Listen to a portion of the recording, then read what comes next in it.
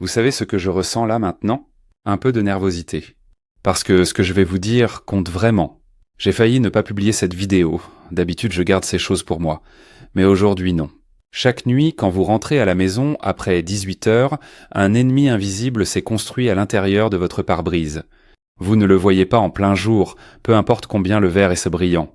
Mais dès que les phares d'une voiture arrivent en face de vous dans le noir, ce film vous rend aveugle instantanément sur toute la largeur de la route. Chaque faisceau de lumière se transforme en un halo énorme, gros comme le capot de votre voiture.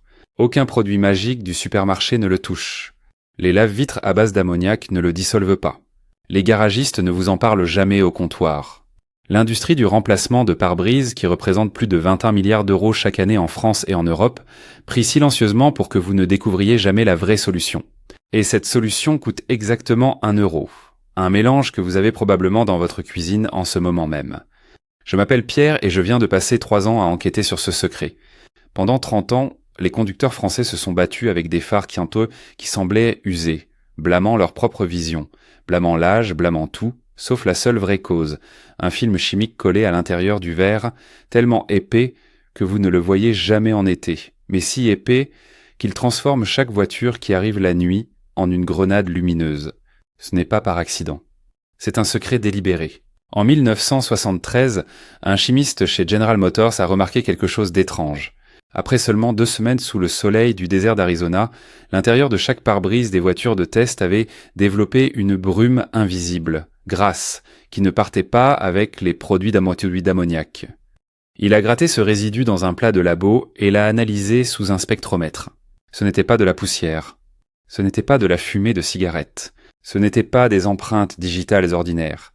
C'était du plastifiant. Le même liquide chimique qui garde le tableau de bord de votre voiture mou, flexible et exempt de fissures. Pendant 50 ans, le tableau de bord suait littéralement, goutte par goutte microscopique, directement vers le haut sur le verre. L'industrie a un nom officiel pour ce phénomène silencieux, c'est le loot-gassing. Quand une voiture fermée cuit au soleil, la température intérieure monte à plus de 50 degrés Celsius en quelques minutes seulement. Le plastique du tableau de bord, le chlorure de polyvinyle, commence à libérer une vapeur huileuse au niveau moléculaire sous cette chaleur. Cette vapeur monte parce que la chaleur pure la pousse droit vers le toit de la cabine. Et la surface la plus froide de toute la cabine fermée est toujours, sans exception, le verre du pare-brise. La vapeur frappe ce verre froid, refroidit instantanément, et se lie à lui comme de la cire fondue qui goûte sur une vitre froide.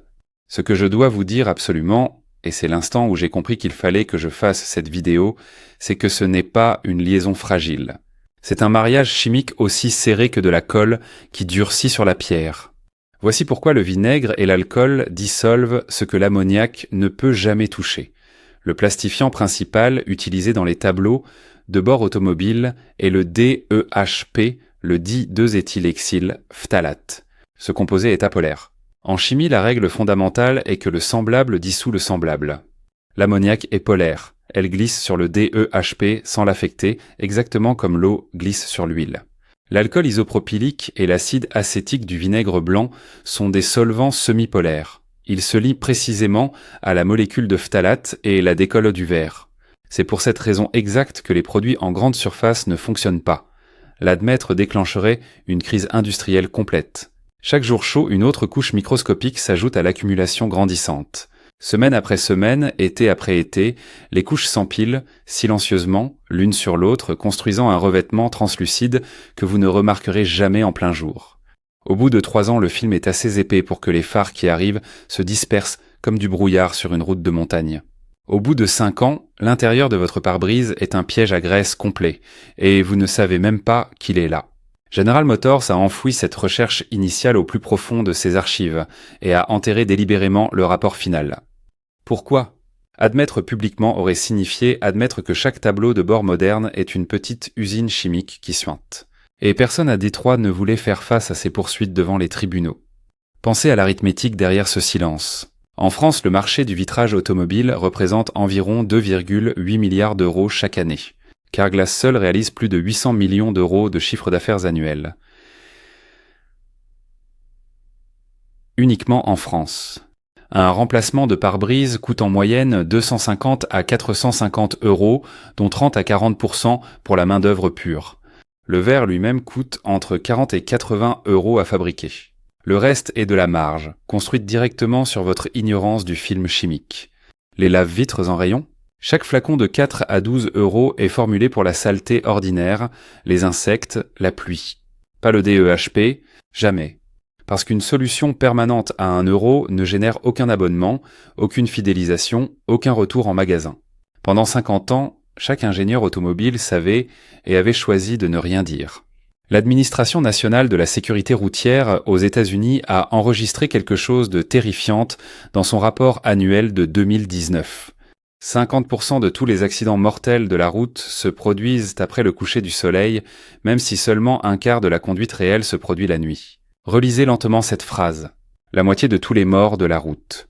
Un quart du temps de conduite totale. Et en haut de leur liste officielle des causes se trouve l'éblouissement des phares qui arrive l'annonce de la Trentos. Cet éblouissement n'irrite pas juste vos yeux fatigués. Il vous vole activement votre temps de réaction. Une seule seconde de cécité à 100 km/h égale 27 mètres de route parcourue complètement aveugle. 2 secondes, c'est 54 mètres, plus qu'un demi-terrain de football. Et le détail le plus cruel enterré dans toutes ces données gouvernementales, c'est celui-ci. Après l'âge de 50 ans, la rétine humaine perd définitivement sa capacité à se rétablir rapidement après des éclats lumineux brillants. Les ophtalmologues l'appellent l'adaptation sombre retardée. Et ça devient pire chaque décennie après 50 ans. Un conducteur de 60 ans met 2 fois plus de temps à refocaliser après un éclair de phare qu'un conducteur de 20 ans. Un conducteur de 70 ans peut rester fonctionnellement aveugle jusqu'à 4 secondes complètes après un seul faisceau. Et avec le film chimique sur ce verre, chaque voiture qui arrive devient une vraie grenade éclair. Je l'ai vu de mes propres yeux. L'hiver dernier, j'ai failli avoir un accident à cause de ce film. Mon garagiste m'a demandé 320 € pour un remplacement complet du pare-brise. 320 €. Pour un verre qui coûte 40 € à fabriquer. J'ai cherché. Dans les vieux cahiers du grand-père, carrossier à Reims dans les années 1950, j'ai trouvé une formule que les détaillants professionnels de Phoenix et de Miami utilisent tranquillement, depuis 40 ans. Jamais au comptoir, mais toujours sur leur propre voiture. Voici comment le faire vous-même ce soir, avant de rentrer à la maison dans le noir. Étape 1. Garez votre voiture à l'ombre complète. Le verre doit être complètement froid au toucher, jamais chaud du soleil. Un verre chaud s'évaporera la solution avant qu'elle n'ait le temps de dissoudre le film chimique en dessous. Étape 2. Couvrez tout votre tableau de bord avec une vieille serviette de bain. Cela capture chaque goutte qui pourrait couler du verre. Étape 3. Prenez un chiffon microfibre propre et essuyez le pare-brise complètement sec, sans aucun liquide. Cela enlève la poussière lâche et le grit. Si vous sautez cette étape, vous allez traîner de minuscules particules sur le verre et le rayer à jamais. Étape 4. Mélangez votre solution nettoyante dans n'importe quel flacon pulvérisateur que vous trouvez. Moitié vinaigre blanc, moitié eau distillée, une seule goutte de savon à vaisselle. C'est tout. Si le film sur votre verre est lourd, passez à 70% d'alcool à friction avec 30% d'eau distillée à la place. Pour les cas absolument pires, combinez les deux formules. Moitié alcool, moitié eau, une cuillerée à café de vinaigre blanc versée par-dessus. C'est exactement la formule que les détaillants professionnels d'Arizona ont utilisée tranquillement pendant 4 décennies complètes dans leurs ateliers. Étape 5. Pulvérisez la solution sur le chiffon lui-même, jamais directement sur la surface en verre. La pulvérisation directe s'égouttera dans vos évents de dégivreur et finalement dans l'électronique sensible derrière le tableau de bord. Étape 6. Essuyez le côté du conducteur dans des coups horizontaux nets, de gauche à droite, de haut en bas sur tout le carreau. Essuyez le côté du passager dans des coups verticaux à la place, de haut en bas, en vous déplaçant d'un côté à l'autre sur tout le carreau. Si des traînées apparaissent plus tard à la lumière du soleil, vous saurez instantanément quel côté du verre a causé le problème. Étape 7. Suivez immédiatement avec un deuxième chiffon microfibre propre et sec et polissez le verre jusqu'à ce qu'il couine vraiment. Ne jamais utiliser de serviettes en papier. Elles se laissent des fibres de papier invisibles qui se lient directement au film que vous venez de travailler à éliminer. Étape 8. Pour n'importe quelle voiture de plus de 5 ans, répétez le processus entier 2 ou 3 fois de suite. Le film sur les véhicules plus anciens est mesuré en couches épaisses empilées, pas des taches simples sur la surface. Étape 9. Quand vous pensez avoir terminé, prenez une lampe de poche et asseyez-vous sur le siège du passager. Brillez le faisceau sur le verre à un angle aigu, exactement comme le feront les phares à Sydney Square qui arrivent sur la route ce soir. Si le verre brille cristallin sous ce faisceau, vous avez terminé. Si une brume reste, répétez une passe complète de plus. Il y a un dernier test, et c'est celui-là que je fais moi-même confiance plus que n'importe quel contrôle d'angle de lampe de poche. Respirez fort sur l'intérieur du verre, comme vous le feriez pour écrire votre nom avec votre doigt quand vous étiez enfant. Si le brouillard se forme en nuages complètement uniformes et nets, le film est parti pour de bon et votre pare-brise est vraiment propre. Si le brouillard se forme en taches, traînées ou zones inégales, le résidu de plastifiant est toujours là et vous avez besoin d'un autre tour. Mais il y a quelque chose que personne dans cette vidéo ne vous a encore dit. Et c'est le bonus que les détailleurs professionnels ne partagent jamais avec leurs clients. Cette même solution fonctionne sur les vitres latérales et la lunette arrière exactement de la même façon. L'outgassing ne se limite pas au verre avant, le tableau de bord émet ses vapeurs dans toute la cabine.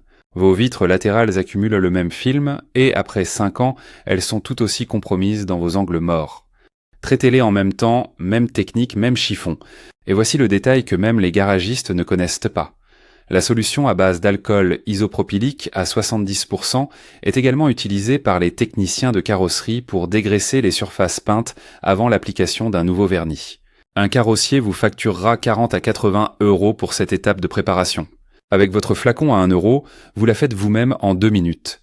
Je dois vous être complètement honnête sur une chose importante avant que vous ne partiez. Cette solution n'est pas permanente au sens où l'outgassing ne s'arrête jamais réellement à l'intérieur d'une voiture avec un tableau de bord en plastique. Tant que vous posséderez un véhicule avec un intérieur plastique, ces vapeurs chimiques continueront à monter chaque jour chaud de l'été. Vous devrez répéter ce processus entier tous les 3 à 6 mois selon votre climat local. À Phoenix ou Miami, tous les 3 mois minimum. À Lyon ou Bordeaux, peut-être 2 fois par an au maximum. Mais à 1 € par traitement et 3 minutes de travail réel, personne nulle part ne devrait jamais conduire aveugle la nuit. La première fois que j'ai essayé cette formule, ma femme m'a regardé avec scepticisme. « Pierre, tu passes ton samedi à frotter le verre avec du vinaigre de cuisine. » Ce soir-là sur l'autoroute, quand les premiers phares sont arrivés en face et que le pare-brise est resté parfaitement cristallin pour la première fois depuis des années, elle n'a pas dit un mot. Elle a juste regardé le verre, puis elle m'a regardé. Ce silence valait toutes les explications du monde. Ce savoir n'est pas mort dans une archive oubliée. Il a été enterré délibérément par des gens qui profitaient de votre confusion. Les grandes entreprises refaites de vitrage espèrent que cette information disparaîtra dans l'algorithme.